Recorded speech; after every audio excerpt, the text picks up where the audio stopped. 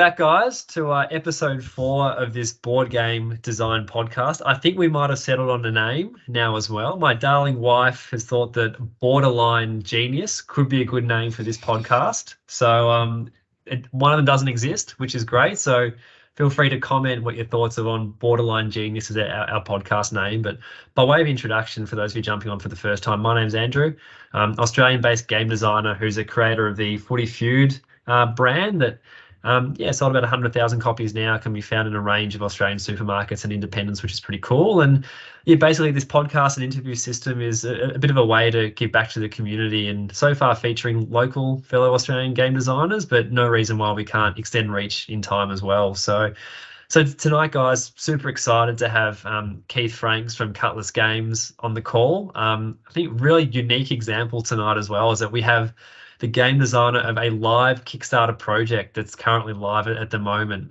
which is super exciting that no doubt we'll both delve a fair bit into. But even before we get into that, Keith is a regular poster contributor towards the local board game scene as well. So just really keen to understand, mate, how you got into game design, all that fun stuff to kick it off. God. So me getting into game design is it's like, I hate telling inspirational stuff because people are like, yeah, I want to do your job. What you do is really, really cool. I'm like, well, okay, here's how I got into game design. I quit my job in a factory, spent all of the money that I had in the world, ate one meal a day for a year and a half, was homeless, and still funded my Kickstarter and delivered it to backers on time.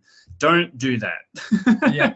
That's what you call it was real bad. Going into the deep end straight away, right? Yeah. Yeah, pretty much. Yeah. And the game that I did was tiny, like an 18 card game. And everything still went like cataclysmically wrong financially. So imagine if your dream and the thing that you quit your job for is the gigantic, your next Gloomhaven or whatever you've been working on for 7 years behind the scenes, is not great, right? But instead, it's probably better to be doing lots of small stuff and building up to the bigger stuff. And that's kind of where I am now. I've released and self-published a whole bunch of smaller things. Like I was known as the micro game guy for quite a while. Now I've developed more of a reputation as the social deduction guy. And I'm currently kickstarting a reverse murder mystery board game. So we've come a ways. Yeah, absolutely. Mate, there's a fair bit there to unpack. I think that even to go with the very genesis of the journey, I know you didn't put a very glamorous spin on it with what it involved quitting your job, but kind of like what provided the inspiration, I guess, just to get into this whole scene in the first place? So I played Magic the Gathering for a criminally long period of time. Yeah. And a lot of the times the game designer brain starts out developing from seeing the mistakes that other people make and going, I could fix that, or here's something that would make this better. When I'm talking about inspiring this in other people, I always use League of Legends as an example, because I've never met anyone that's played League of Legends that doesn't have something that they would change. So it's like, okay, I played Magic for a long time, those things that they would make cards and you're like, how did you think this was a good idea, and all this kind of stuff. And then I built a huge deck building game that has to this day not been published, because it was like, this is huge, I'm going to do something small in the meantime, because advice that I got early on from someone was do something small. And he literally said, make a game like Love Letter. So I made a game that's like Love Letter, like Castles of Clear is like 70% the same game. Yeah. And it went really, really well, and the gameplay feels exactly somewhere between Magic the Gathering and Love Letter. Like you can really feel my inspirations in it. Yeah. And then from there, it's just like sharpening your skills all the time is kind of what I focus on, and now more community development. Yeah, fantastic. In terms of that sharpening skills part, that's probably, and as you said before, we've kind of evolved from being more of a micro game to social deduction, but I'm probably just really keen to even unpick that a bit more in terms of like sharpening skills. Like, what does sharpening skills for a game designer look like? And, do you have a system behind it, or is it a bit kind of ad hoc based on what you're inspired by in any given week? It depends. So I'll start with why, and then I'll do how. And if I seem sidetracked, help me get back. But the why is, and something I didn't really realize how to articulate until recently, right? So the reason my Cutlass, the original game, the company is named after, which was the big deck building game, got dropped, was because it cost too much money to develop it. There was too many new cards. We left it. We'll come back to it. Yeah. I've redesigned it several times, and it's now in a state where I do actually like it, and we have got art and stuff done. We might release it next year. But the thing that made it go from generic deck building game to a game that I think is the Magic the Gathering killer is I played Wingspan one time. Yeah. And it sounds ridiculous, but I played Wingspan and it fucking unlocked something in my mind that was like, this is the exact mechanic I need that solves this problem. And as a game designer, you can't make something that you don't know exists yet. In general, as a human, it's impossible to peer into the unfathomable. We are not built for that. So you have to go and experience lots of different things to try and find out how, like, where that niche or what's missing or what the space looks like between these things. Yeah. And only through playing lots of games or doing design exercises is the way to sharpen that. And now the how I do this is a lot of time I'm really YouTube content minded lately. So I'll be like, here's a concept, it would be a good YouTube video, and that's the thing that motivates me to go through and do it. But recently I did one which was in Root. There's lots of different asymmetric factions. And I was like, hang on a minute, what if I created a whole faction that would fit in amongst the things that exist already? And it was looking at the game balance of what exists already, what mechanics exist already, because I don't want to overlap at all because it has to be asymmetrical. And I kind of had like a brief for the specifications or a spec for what I wanted to build. And then I was like, okay. And then what group thematically do I want to do it? Because I want to have the theme tie in with what the guys do. And I ended up going with owls that were like stargazers, and I had a lot of like constellation type mechanics in the game. Yeah. And it was like, okay, I've picked the theme, I have the game, which is the engine, and I've built something that satisfies the spec. And I do that with a lot of stuff. Like I've done a lot of Marvel Snap custom cards where it's like you look at the whole meta, you look at what cards are popular, what cards aren't popular, what effects exist in other games, but not in this game. Like for example, in Marvel Snap, you can't choose a target. It's always like at this location or in this zone. Yeah. So then you could not design something that specifies a target because they would have to literally add a thing where you would like drag an arrow to something or whatever, and they're not going to do that. So you have to go, okay, these are what my limits are. What can I build that's still new? And pushing your like little circle of knowledge to be as big as possible, and then coming and going, okay, how do I turn this into a product is kind of the turning skill development into monetized professional skills, I guess. Absolutely. Oh, so much great content now. I think that like one overarching takeaway is just improve yourself, right? Like understand how to develop your skills, and as you say, with the how, understanding how different pieces of the jigsaw puzzle from different games can potentially come together in a seamless way to overcome a barrier. I think it's a really good way of getting practical skills right in this case, right? Of just playing more games and getting exposure to more mechanics. You mentioned before as well that kind of like doing exercises is another way of doing it, where it isn't necessarily designing an extra rule to Marvel Snap or thinking about a different route to a different faction in Root. So you can understand a bit more about kind of what some of those design exercises could potentially look like as well. Well, sometimes it could be, how do I fix this? It's like the really easy example is Blood on the Clock Tower, which is a really, really successful social deduction game. The design spec for it is, here's things I hated about Werewolf. How do I fix that? Yeah. And it's easy to look at a lot of other games and do the same sort of thing. Like you could go, okay, this is Settlers of Catan. It exists. I don't particularly enjoy playing it because of these reasons. Okay, how would I rebuild it to fix these things? For example, for me, I think the robber is probably one of the stupidest things invented. Because it can literally create states of the game where no one is allowed to play. Yeah. And the point of the board game is to play a game. It's like it defeats its own purpose. Yeah, true. And you can also use it as the leader to punch down on an irrelevant player, like position 1 punching down on position 4, and other players can gang up on position 4. And it's just like, why would you also create this social dynamic where not only are people not playing the game, but they're not having fun not playing the game? Yeah. So I'm like, an easy solution to this would be, instead the robber is like a mega farmer or whatever and gives everyone resources of the chosen type. But you placing it, you choose which one is best for you. Yeah. But everyone gets something. Yeah. Instead of nothing happening, because there's a lot of turns where just nothing happens in Catan. Yeah, so it's like, in a way, like asymmetrically good for you, but at least it's still a net benefit for everybody, as opposed to this situation where, you know, it's a completely asymmetric payoff, because rather than getting 3 wool, you know, don't get any wool. Exactly. And it's a positive encouragement mechanic rather than a negative encouragement mechanic. Yeah. What are your thoughts on that in general? Like, kind of, I guess, the use of positive encouragement versus negative detractment, I guess, and then like how that plays out in different game mechanics.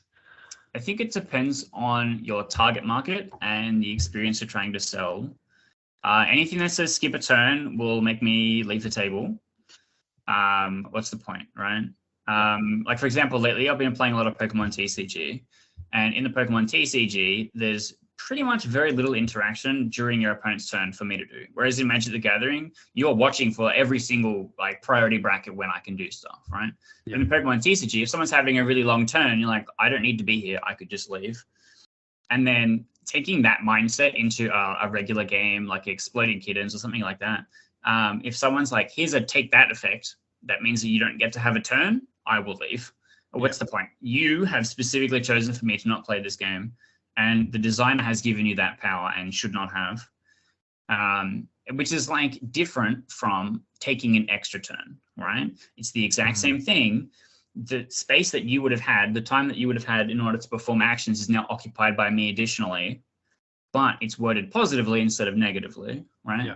So in Magic the Gathering, taking an extra turn is always an effect given to yourself and never something taken from an opponent. Yeah.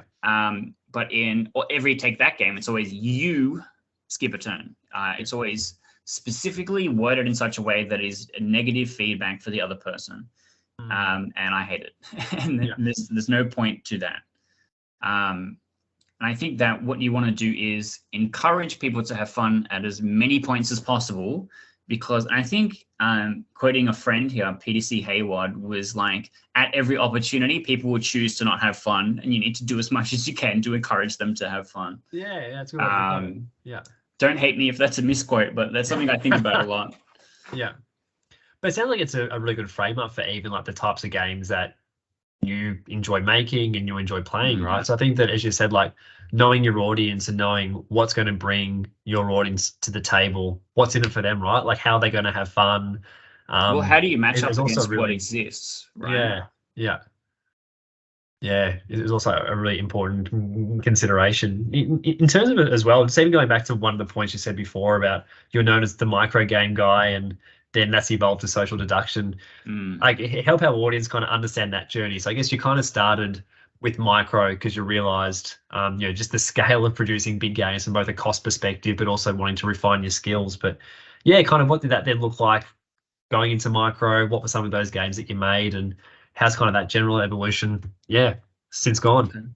All right, ready? I'm going to spill out a graph, and you let me know if any of these 2 points are the same beyond scale. First game, Castles of Kalira, is a medieval fantasy castle building game. 18 cards, an extra 2 cards for a 4-player expansion, and has since had more cards released as promos in other games. Second game, Spirits of Carter Mansion, 18 card social deduction game. Which is a haunted house game, except you are the spirits that haunt the house. Cool. Then we've got Spaceship Readout, which is a 44-card game and 2 punch card rows, realistically, which is cool with things to do. Imagine Among Us, where the ship has been damaged and you are trying to repair the ship, but also jail the evil shapeshifters that are trying to take over. Funnily enough, this was designed and published just before Among Us became popular, so we didn't really get to coast on the back of that at all. And then after that, we had Letter Drop that never saw the light of day. I also released a few video games in the middle of there, just because it's COVID, I can do whatever I want.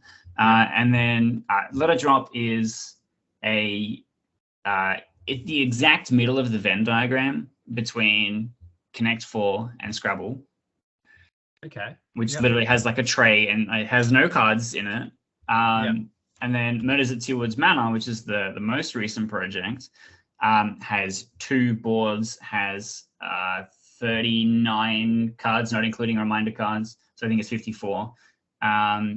And punch card, it has a 3D printed clock hand that goes into one of the boards as a turn counter. It's got sleeves in one of the boards. What other silly things that we decided to put in this? I think that's like the main stuff. But like you can see how the scale has like gone from real small to real huge. Absolutely. But also there's been like no carryover in theme in any of these things.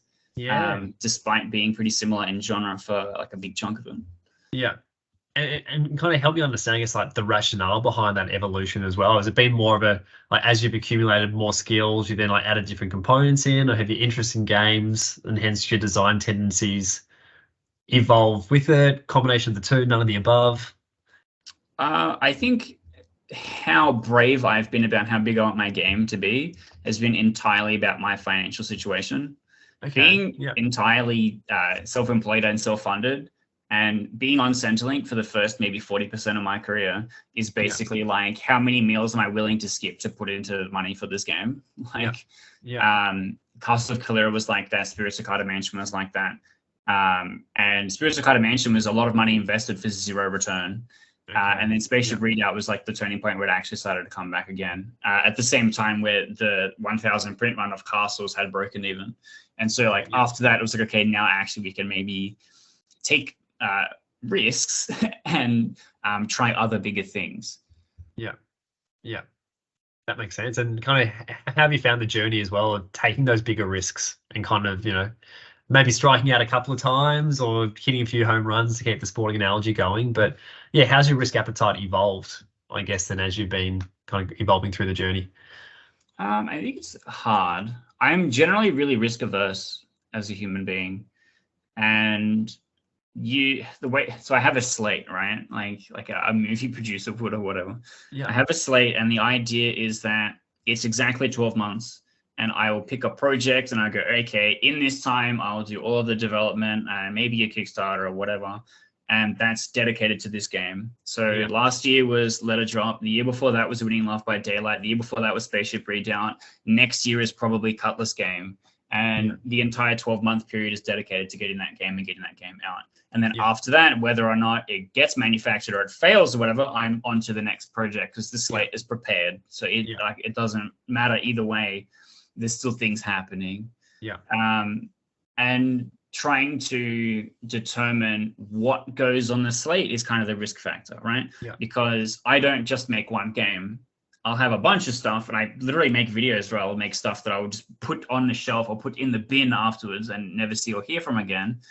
And when you're building a whole bunch of stuff, every now and again you'll hit an idea and you go, this is the one I'll spend a whole year on and hate myself until it's done, because it's the thing that I think needs to exist in the world. And unless if you are like, it's the whole getting a tattoo thing. You're like, how hard am I going to commit to enjoying having this on my body my entire life? Like, Spirits of Carter Mansion was a cosmic flop, but I'm still proud of that game.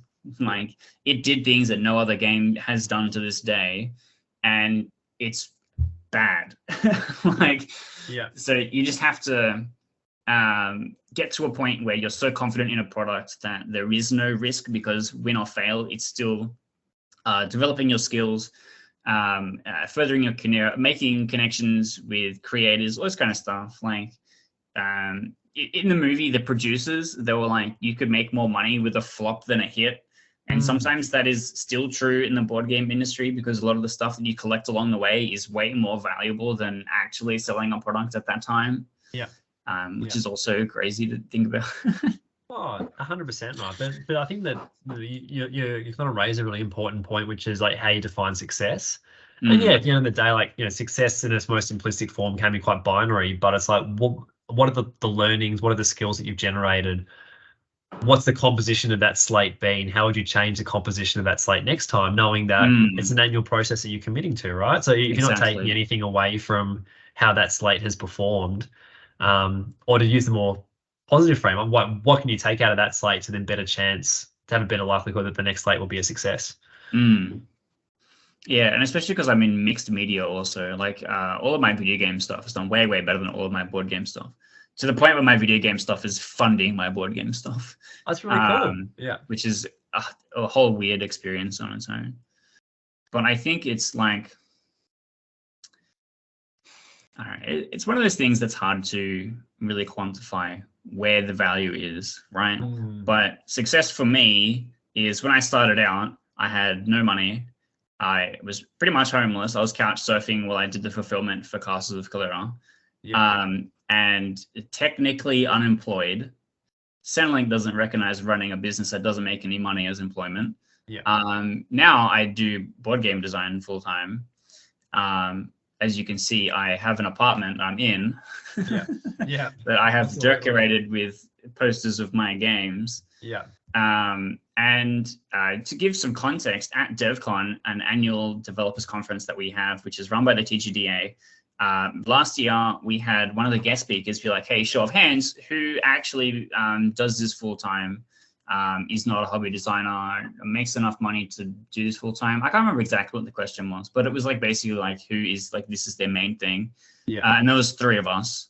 Wow. And I'm like, yeah, but okay, that's kind of crazy because there's 70 people in that room.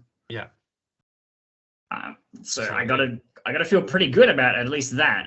100%. I was about to say, like, kind of, what's the overriding emotion, right? When, as you say, you kind of been on this journey solo, right? Like, pretty courageous decision that you made to leave your job, have financial insecurity, to chase a passion where, you know, there's active kind of skill development at the same time. So, yeah, when there are 2 other people who put their hand up, kind of, what was the overriding emotion with I guess the commitment that you've made to this discipline and this profession? Well, it's hard, right? In the average human experience, you tend to have a pretty negative outlook on exactly where you are because all you can see is your own challenges. But there's probably people that exist that wish that they were me. And I'm like, that's crazy because I'm not enjoying a lot of where I'm at as it is. And then like I would like see other people doing stuff and be like, man, I wish I had that guy's opportunities or whatever. Whereas people looking up to me, and there's people that are looking up to that person who's looking up to me, and that person might have just gotten a prototype out and shown. And there's people like, man, I wish I had the courage to do that, or I wish I had the time to do these things. And so it's really hard to have that kind of self-satisfaction that you've come this far. But in doing community development and giving back, you leave your own little bubble of your exact career experience, and you see people at the different steps in the ladder, and then you can go, okay, I really do get more of a sense of where I belong, but also I can help the people that like want to be where I am to get to where I am.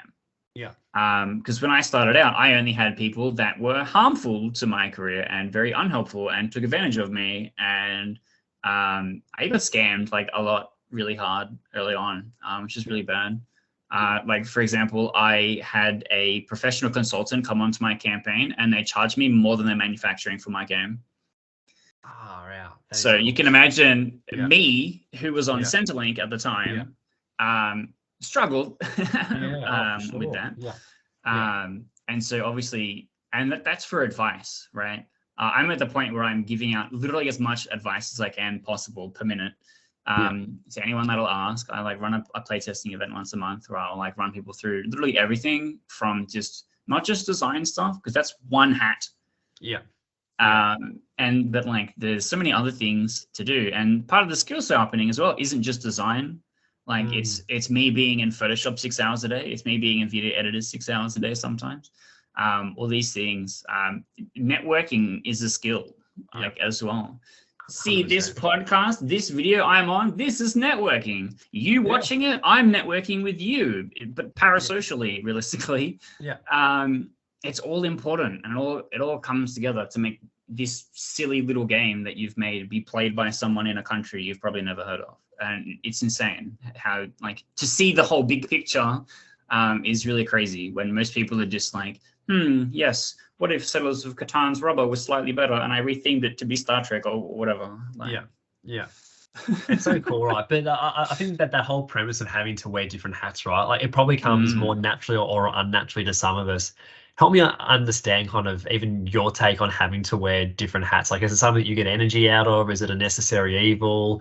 Would you consider outsourcing some components of it, or do you see or is it another opportunity to diversify your skill set, build new skills? Starting out, I did everything, and I mean everything, except illustration.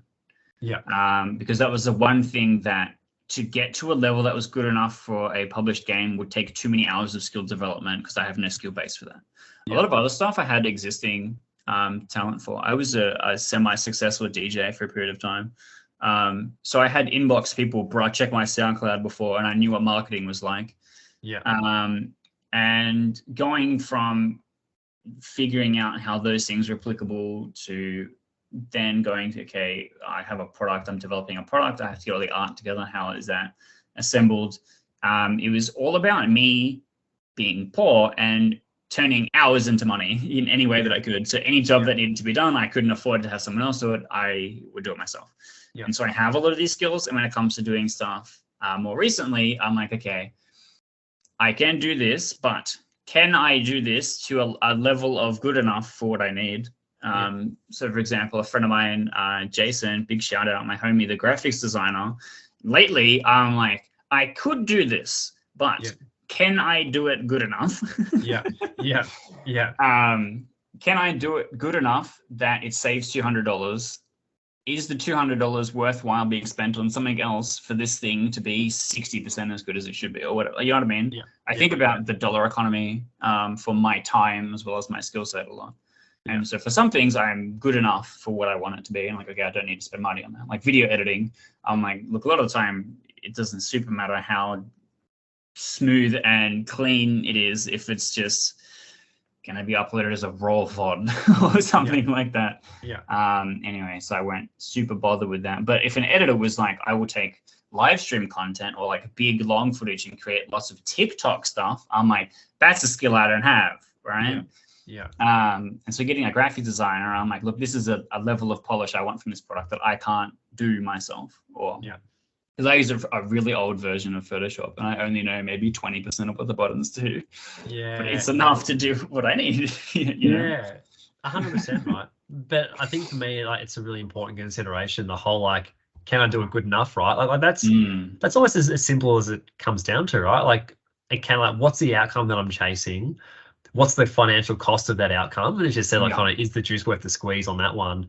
But I think the next layer there that is really important for everybody watching and listening to consider is like kind of what are the sub disciplines that kind of spawn off that? So like video editing, as you said, you've got an existing skill set to do that, but turning those videos into TikToks, like, man, I would not have a clue to start with any of that at all, right? So it's like, well, you need to think specifically about what's the outcome and what's the median that you're hoping it to achieve, and then what's that vehicle look like, as opposed to doing a Kickstarter video where it sounds like you can do it good enough, and hence that juice was worth the squeeze. So I think the specificity behind all those decisions is it's a similar framework, but the more specific you can become with what that outcome is, hopefully the easier that trade-off becomes.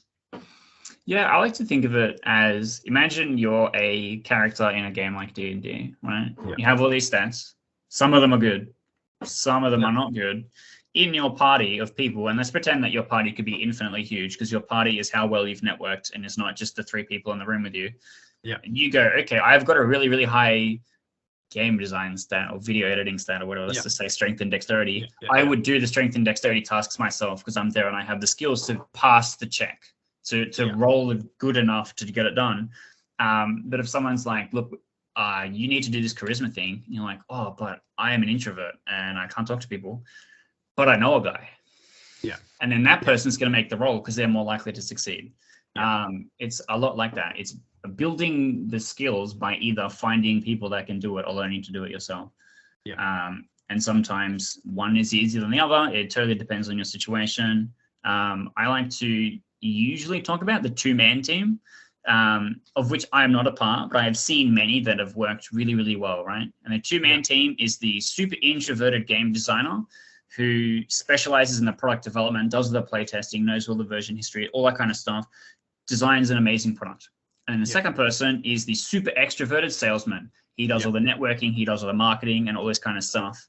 And then they both occupy the space that I'm trying to do on my own. But very successfully. I just have to cosplay as an extrovert when I'm on camera or at events or whatever. Which is hard. It is though, right? Because you're a one-man band, and I'm in a similar boat as well, right? Like you got to wear every, like, to use the hat analogy, like you've got to wear every hat, right? And then it's like, I love the D&D analogy, but it's like where you feel like your stats are sub-optimized, it's then who do you bring in your network to ultimately help with those roles that can mean that the role comes up in your favor as opposed to the other way around. So I think that, and even just the way how you said it, Ben, like the two-man band, it's like, what's the back office skill set in product development? And then what's the front office skill set to build awareness, education, network, get the game out there, ultimately sell it, right? So that, a financial return comes in off the end of it. So yeah, a few really good analogies there, but hopefully compasses that people who are listening and watching can take away and really consider what that means for them. Yeah. I'm also curious about, like, backtracking, and we still need to spend a bit of time chatting about Murders at Tealwoods Manor as well, but I'm also keen to get your thoughts on the similarities between designing a video game and a board game, because I'm guessing that's probably quite a unique duo that you do, that you design both. So I'm keen to dive a little bit into that before we talk about your Kickstarter. Yeah, for sure. So basically, the tool that I use to design video games is the easiest barrier for entry, small peanut brain kind of program. It's called RenPy. It's used to make visual novel type games. And it has a built-in engine, so all you're really doing is inputting content. And so if you're creating something that is story-based, it's really easy to just use like a screenwriting program, which is how I got started. And Winning Love by Daylight, which is the kind of the first game that I really built in that way, is just an elaborate dialogue tree that introduces all these characters. And the idea was to do this, make people fall in love with these characters, build an audience, release board game. But in doing this, realizing that in the market research of what I thought was the target market and what was the actual target market was very different. And it's not viable as a board game, but it is viable as a video game. And so the same kind of thing happens where I go, okay, I have this extra skill. How do I do the same thing? So with Murders of Tealwoods Manor, I go, well, I could make a visual novel game, but I could also make a murder mystery visual novel game that introduces you to all the characters in the game and delivers some of the story in the way that a board game can't. But without it necessarily being like an app companion thing like Werewords or whatever has. And so people can play through and play this game, except I've perhaps bitten off more than I can chew in that, to give an example for context, not including the most recent update I've just done, the game is so fully randomized in you would have to play more than 12 million consecutive games to have two identical ones. And that 2 to the power of, what would that be, like 2 to the power of 16, 17? A lot, right? Turns out when you time something by 13 enough times, it makes a really big number.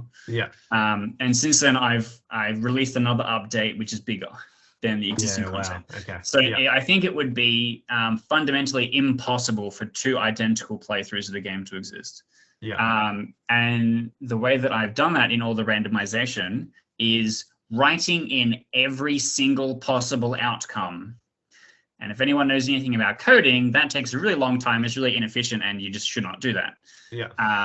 But there's 13,000 lines of dialogue for a game that takes maybe 15 minutes to get from one end to the other. And for yourself as well, that's a massive, I guess, commitment in time. So, like, what was the benefit that you felt that having that really high degree of randomization has for the game, and then has for the user experience as well? I think it was more a challenge for me to say that I did it than for it to actually be a viable product. Which is not great. But then if you know what you're doing it for, then at least as you're delving into that rabbit hole, the way out becomes maybe more visible, perhaps. I mean, I can just drop it at any time. Realistically, I can just happily have it incomplete forever. But it's taught me things.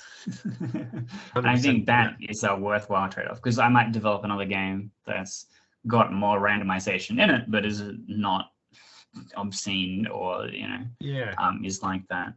And I think that's worth looking at doing. But 100%. it's all the original idea behind it was that the way that the Steam does its marketing system reaches a pretty wide audience. Itch.io does as well, and it's sometimes an audience that has an overlap with board games, and it's a way of your product being delivered to people in a way that you would probably never consider was possible before. Like, for example, Root's on Steam now, Calico's coming to Steam soon, Wingspan's on Steam, I think Dice Legacy, and like these are all the games that I have and have on my wish list, right? Yeah. And I guarantee you that these games have a gigantic market that their board game could have never reached. Like, this is not just something for the people that enjoyed the board game. Here's a video game adaptation. This is a part of the pie you could have never reached before.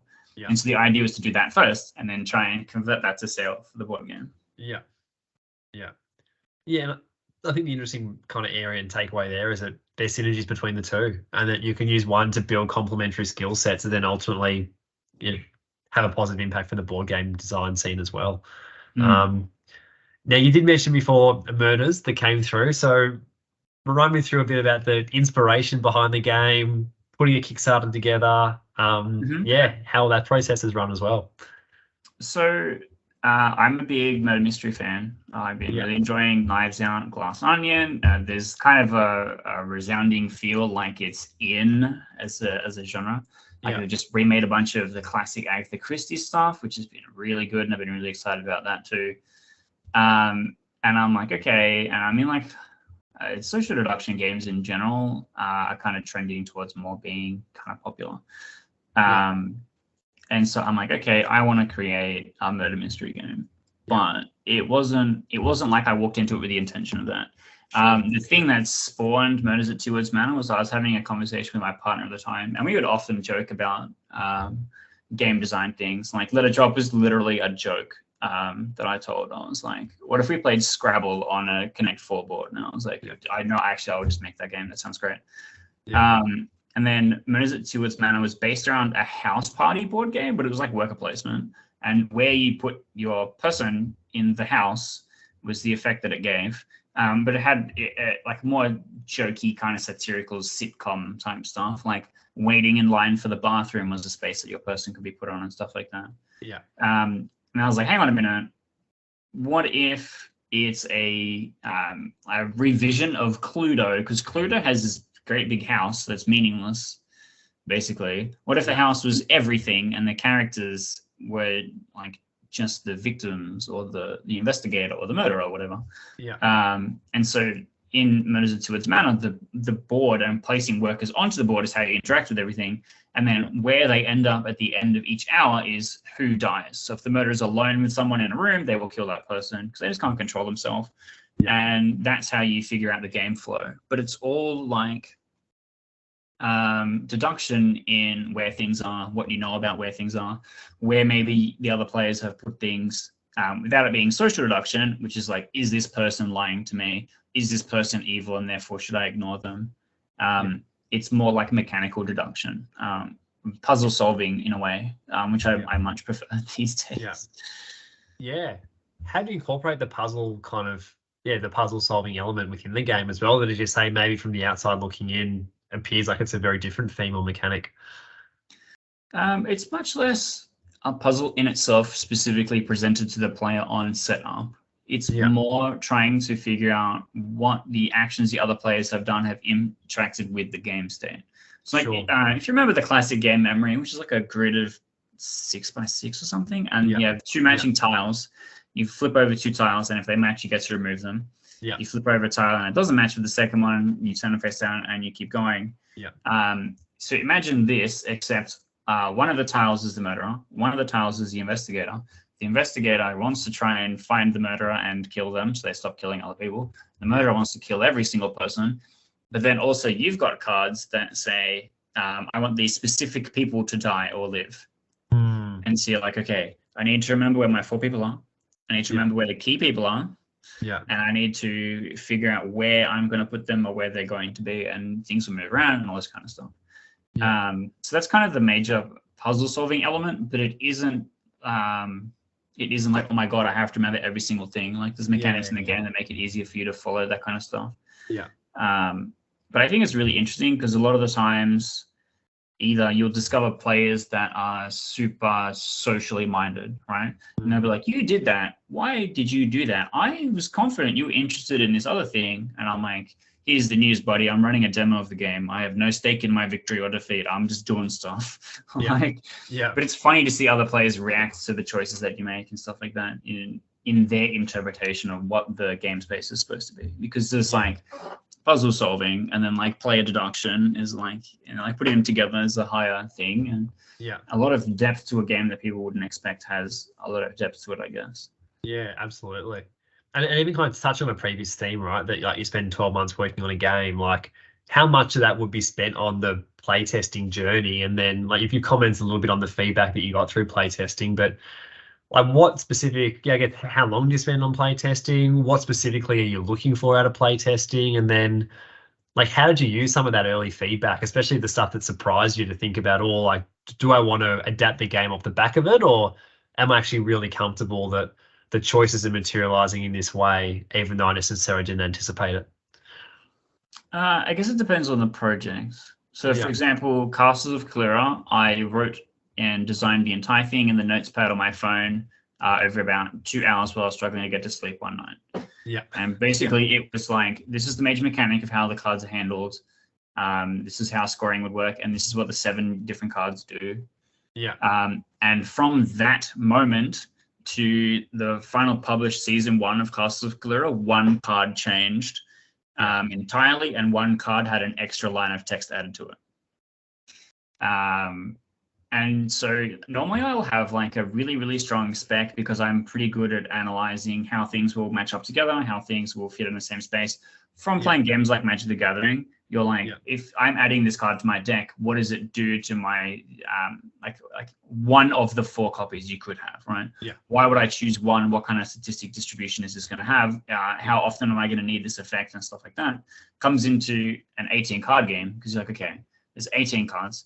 If I have 4 of this, will each player see 2? Will one player see 4? Will there be a disparity of 3 and 1? How powerful is this effect? How is this effect going to interact with the other cards in the game? And I'll have thought of a lot of that kind of stuff before a prototype exists. And then when you play the prototype, the other players have not considered this space, right? And so they're playing through the game at a shallow level of, this is what it said on the tin. I think I blow up your thing. Okay, it had a high points number, so I should blow up that thing. I am positively encouraged to do that because it's the greatest point swing in my favor. And a lot of the times they will operate like a robot that's just read the instructions, right? It's only until after a few players of grinding out the game where they really understand what the space is, what they wish they had in a given moment, how often they should be getting stuff that they are upset that they didn't get, and stuff like that, which is really interesting, right? So from season 1 of Castles of Clyra to season 2 of Castles of Clyra, which is the extra promos and stuff that I've made since then, because I wasn't publishing it as like a complete thing, it's just random promos, I would just play it all the time with my roommate. And we would play stuff and be like, actually, maybe we should change this, or like, maybe this is better or whatever.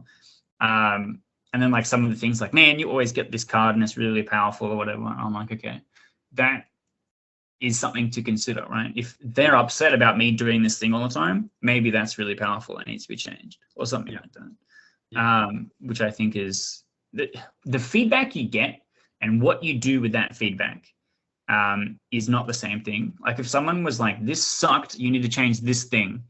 It's not necessarily that is the thing that you need to change, right? Which I think a lot of people don't understand. Like going way back to the League of Legends thing, right? People are like, this character sucks, delete them. And you're like, well, they're not going to do that. They're not just going to remove this whole thing. What they might do is change or needle down on specifically the annoyance point, or needle down on the part that makes it really overpowered. Or, for example, a lot of people complain about stuff like Yasuo because he has a wind wall that stops all projectiles. It just says, if you have projectiles, you do nothing. And it's like, okay, that is a negative feedback thing, and people like having projectiles. So, but is Yasuo really important for having this utility for a team? In the same way that in Magic the Gathering, if something says indestructible, it's like, okay, how do I remove this? Okay, we need to find other zones to put it in, or I can return it to your hand. And having played a lot of things, again, coming back to the wingspan, epiphany moment, is being like, you see how they deal with different stuff, and then you go, okay, here's a design space that I know exists somewhere else, and I've seen the effect it has on the game.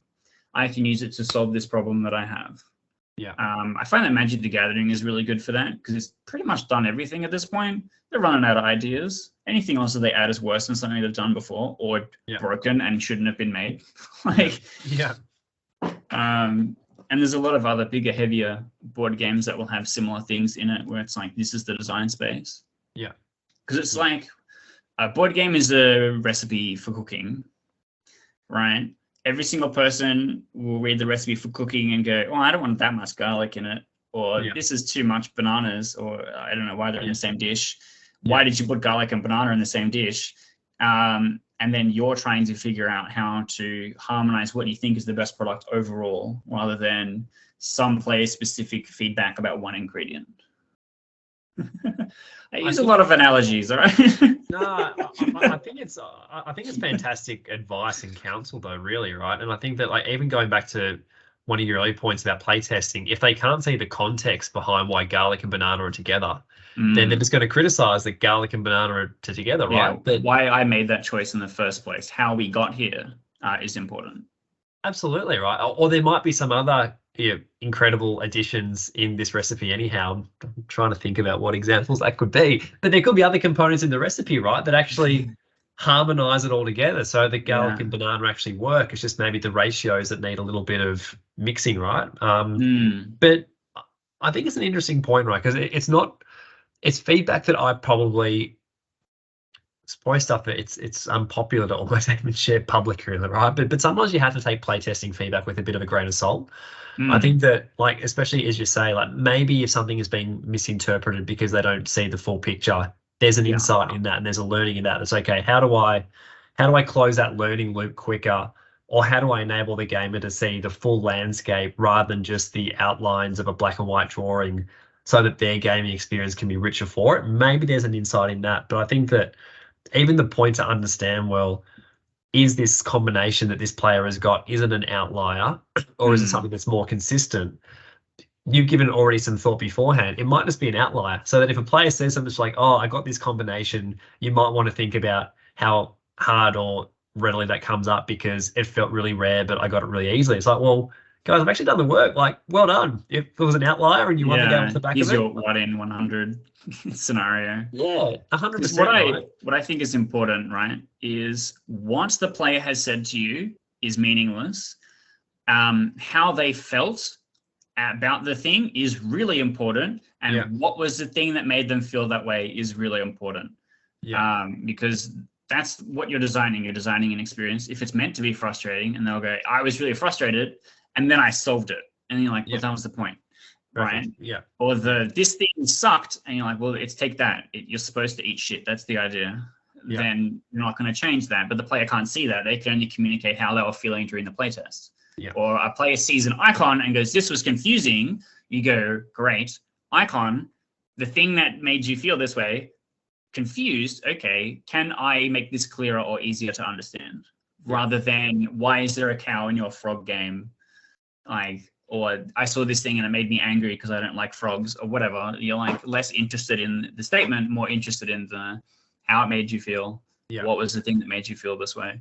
Does this align with the intention that I had when I put it in there? I didn't put a frog in the cow game to make people angry, obviously. Yeah, I think like expectations management, like expectations alignment, right? Like, are they picking up what you're putting down? And if they are, fantastic, even if it's maybe a suboptimal reaction. If they're not, then as you say, how, why, what you can do about it differently. That's some feedback really worth unpicking, right? And their solution might not be right all the time. Sometimes it will be, right? Sometimes I'll have a combination that says, oh, if you trial this, see what happens, and we do it and it works. Well, and sometimes great, people will say something and you're like, okay, actually you're so right, and also I need to do that like right away. There was like 2 major parts in the Murders of Tealwoods Manor prototype, right? The first one is you get gold cards, you get 4 of them. And for a million years, it was 2 lives goals and 2 dies goals, and then like the outcome that you need for the specific characters to have.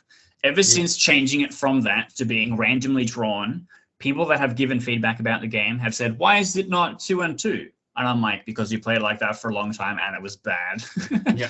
And it Yeah. had all these problems, and doing it to this is way better. Yeah. But they can't see that without having played the game before. They see Yeah. the game in the state that it is, and they go, why didn't you consider this? And you're like, well, obviously I have. Yeah. And then the other one was, I actually ran a demo at DevCon, and a player received their tiebreaker card, a thing that existed at the time, and it had a low number on it. And he was like, I walked into the game feeling like I had lost immediately and was angry about it, but everything else was fantastic. And the way that he delivered it to me was really funny as well. He's like, the game was great, but fuck this thing in particular. I'm like, this is really good feedback, because this was a mechanic that I just stole from something else and wasn't really that confident in anyway. And also, he was really passionate about this thing sucking really hard. And I was like, okay, I should change this. And then the system I replaced it with is amazing. It's one of the things that people have said is their favorite part about the game, which is gossip. And you receive gossip and you give on to a friend, because all the best gossip needs to be shared. And then you can spend gossip to reveal where characters are in the board, which will help you remember things or check things or learn new things depending on what you know about the game. And it breaks ties because it has numbers on it as well. So it's a whole new mechanic that is also a tiebreaker. And it works together really nicely. But that's, I guess, two different examples of how feedback can be good and can be not good, maybe. But I suppose, and that's where I think for me the key takeaway there is like, listen to the feedback, right? And that like there's no one size fits all model for the type of feedback that you're going to receive or how you're going to handle it. But distill it, understand it, have a process behind it. So again, like, why do they feel this way? Is it consistent with the experience?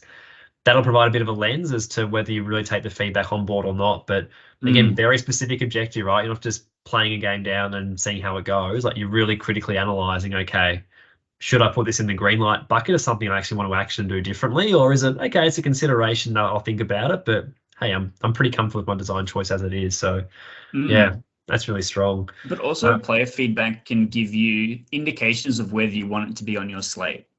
Like, if people are playing it and they're really confident about it, they're really enjoying it, that's positive feedback. That's not necessarily design focused. And so you go, wow, people are really into this. This is really, really good. I'm feeling more confident because I'm receiving positive feedback. Maybe this is the thing that I put on my slate. So feedback and the way that you interact, especially with getting feedback from other designers, isn't necessarily just game design. Like, there's a lot of other useful things to be gleaned from that. Like, they might have suggestions about the box or visuals or something, like theme even, that might be worth considering. 100%.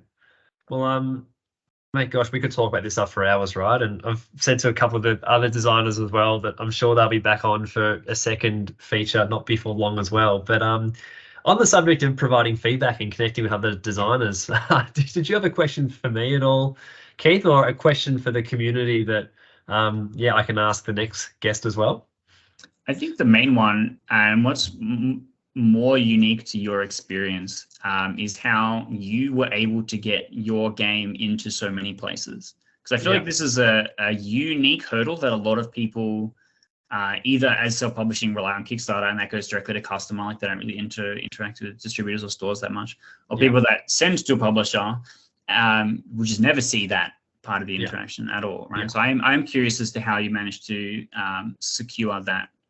Yeah, absolutely. There's probably three main call outs, I'd say. The first one is that I'm probably quite lucky that, using your analogy before between, the two-man band, as much as, in many ways, this started out as an outlet for creativity for me. I'm quite lucky that for my day job, like, I work in sales for consumer goods, so I can kind of understand the retailer lingo a little bit in terms of like why they would take a new product on, what's in it for them, what their hurdles of success look like. So that's probably bucket number one, that I kind of get the gig. Secondly, I would say, and on reflection, it's probably only two main things as opposed to three. Secondly, just a bloody lot of persistence, to be honest. So I think that, like, in order for Woolworths to take on Footy Feud in 900 stores, like, I highly doubt that the buyer would have taken it on without some proof points of success. But it's like, how do you build those proof points for success? You need to go through the independents. So then it needs to be ranged in the independents for a while. You need to get a lot of really good feedback. You need to get the physical runs on the board to say, well, look, it's now sold 30,000 copies. Here's been the feedback that I've received for it, right? Like, it's endorsed by teachers. Kids love it because it's easy to play. The AFL's even come on board. So it's kind of the strength of the sell, because I didn't have any prior relationships with their head office accounts. It was just relying on a lot of those sales. But then, and this is probably the third aspect to it as well, is just like doubling down on that persistence angle. Because especially through COVID, right? It's like, well, a lot of those independent toy stores, like they were closed through COVID. So like my main distribution channel, it's like, man, like I've got really good feedback on this game. Like I've got it licensed by Australia's biggest sporting body. I think it's a winner, but man, like, should I continue with this or not? Like my full-time job was hectic at the time as well. Like our business was trying to pivot through COVID, a lot of early starts, long finishes. But then I got the win with Coles coming on board. It's like, man, okay, this is great. Like, you know, a lot of kind of foot traffic at the time was being redirected to supermarkets because it was the only shopping experience we could do. They kind of got it going again. And yeah, thankfully it's done pretty well in Coles. It's still ranged in about 200, 250 stores. Then Woolies came on board. So I think that like without that persistence, a lot of people say to me, like, you know, Willow, which has been nicknamed last name being Williams, like, man, like you've been at this for a while, right? And yeah, you have to read the tea leaves a little bit, 100%. Like if the feedback had been pretty average and I thought, okay, this is just an outlet for my creativity and not much more, I think I would have shelved it a long time ago. But to receive objective feedback that it's hitting the experience that you want it to hit, like it's simple to play, it's easy, it's a bit of a gap filling game for guys our age, but for kids, they really enjoy it. It's a heap of fun. You know, it's been endorsed by teachers in the classrooms. I kind of knew, okay, if I take back the emotive lens of it, there's some objective proof points behind why I think this game could actually work. And then you kind of couple that with some proven sales results, which is again through time, because you need to be independent for a lot of time to build that rate of sale, coupled with the skill set that I do for a living. I can talk the lingo and be the zany games creator at the same time. I think that's kind of all molded to, you know, where the game's at today. But you know, as you even shared earlier, the learnings that you take, right? Like you're not just trying to improve your products as you go beyond, be it an 18 card game into a 44 card game, into a game with a board and heaps of components. You're also trying to fast track the development curve as well. So I'm thinking from a next game, like how do I make sure that my next game takes quicker than 8 years to scale? Because I don't want to be taking another 8 years for, you know, the next version of Footy Feud to get wherever it gets to, right? Like I want to contract that into a 12-month development timeline, like you've got for your game. So so heaps of learnings and stuff to come out of it for sure. And but yeah, also heaps of successes that, you know, we kind of reflect on as well, which is also pretty cool. So I've got a little bit of a follow-up. Yeah, go for it. One short question. I just want a number answer, and then one rhetorical. Are you ready? I am. Yeah, fire How away. many copies have you sold overall? Yep. Roughly? Yep. Give me that answer first. Yep. My spreadsheet says about 109,000. Okay. Yeah. And why aren't you doing this full time? Oh, great question. The second one is because the opportunity cost is still probably too big. Or it definitely is too big. I think the other thing as well, when you go through retail as well, and the economics will be different with Kickstarter, with who gets their cuts and whatnot. But I guess as the self-publisher, knowing that you've got a retailer that they need to sell and get their margin, you've then got a wholesaler who needs to get their margin. In my case, I've got the AFL who needs to get their margin. Oof. Then, you know, you're buying all the stock yourself and importing it from overseas. Yeah, there's not much left at the end of it. So for me, it's a volume game. And as much as, you know, 109,000 sounds really cool, it's not enough yet, I guess. So, yeah, right now, really kind of good mix of outlet for creativity and, yeah, turning over a nice kind of commercial volume. But, yeah, not quite there yet. Yeah, interesting. Yeah. So I guess that's your next goal, right? Footy Feud 2, maybe a different sports game, who knows, comes out. Mans gets to be full-time and podcasting gets to be the night job instead, maybe. Absolutely. I think that would be really interesting to see, because coming back again, when people look at stuff, people like us and what we're doing is what is really success for us, because what your measure of success looks like, because obviously a huge turnover and volume might not necessarily be a success point. Going full time might not necessarily be a success point for you. So for a lot of hobby designers, having a commercially viable product might not be something you actually need to do. Maybe you just want to have something that is the best that it could be for you to play with your friends, or for you to sell at your local arts and crafts fair or something. Because there's no right or wrong answer. There's no win-lose here. It's a, like you say, creative outlet. And for people doing a creative outlet, you just need to know what your goals are, so you're not over investing in something that is not returning a profit or whatever like that. And so that you at the end can reflect and go, yeah, I did actually hit my success goals because it did achieve what I built it to do. Which I think is important.